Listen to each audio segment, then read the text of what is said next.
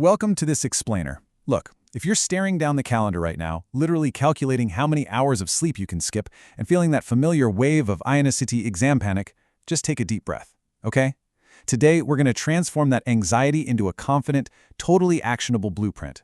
I'm going to walk you through the absolute perfect 14-day revision plan designed specifically for these super crucial final weeks. So, with the clock ticking down, there is one huge fundamental psychological shift you absolutely have to make right now. You need to pivot completely away from learning brand new things and move entirely toward consolidation. Guys, this is just not the time for discovery. It's all about reinforcing exactly what you already know so you can actually recall it under that immense exam pressure. All right, here is our agenda. First up, the 3 golden rules. Then, we'll dive into the 14-day playbook. And finally, we'll cover the buffer day. Let's get into it. Section 1. The 3 golden rules. These are your non-negotiable boundaries. Rule number 1, and this is a big one. Strictly no news sources. Seriously, stop opening new textbooks immediately. I know it's incredibly tempting to try and cram in that one extra topic you feel kind of shaky on, right? But doing that just creates massive cognitive overload and actually overwrites your short-term memory. You've got to strictly stick to your existing revision notes and your 20th notebooks. Trust the foundation you've already built. It's solid. Moving on to rule number 2. The 2-hour MCQ block.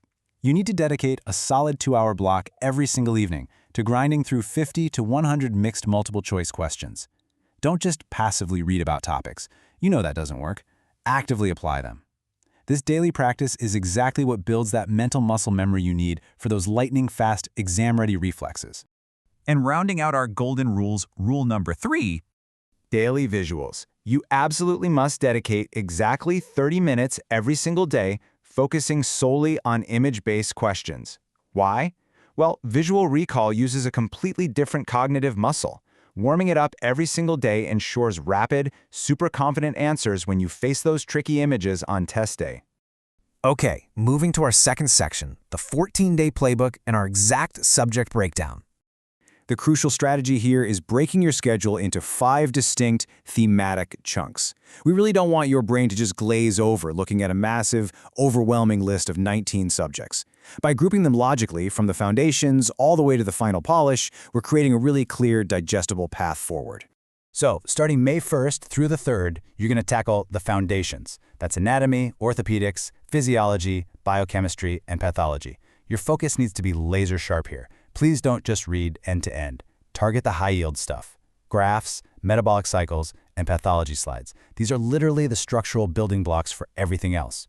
Then, May 4th through the 6th brings us to the high-yield hitters: pharmacology, microbiology, FMT, and PSM.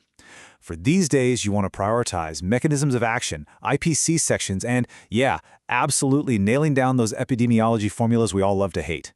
These are concrete points just waiting to be grabbed, so go get them.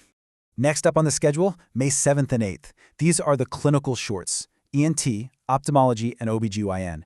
The strategy here is highly targeted. You absolutely have to check the most recent WHO updates and the latest contraception guidelines.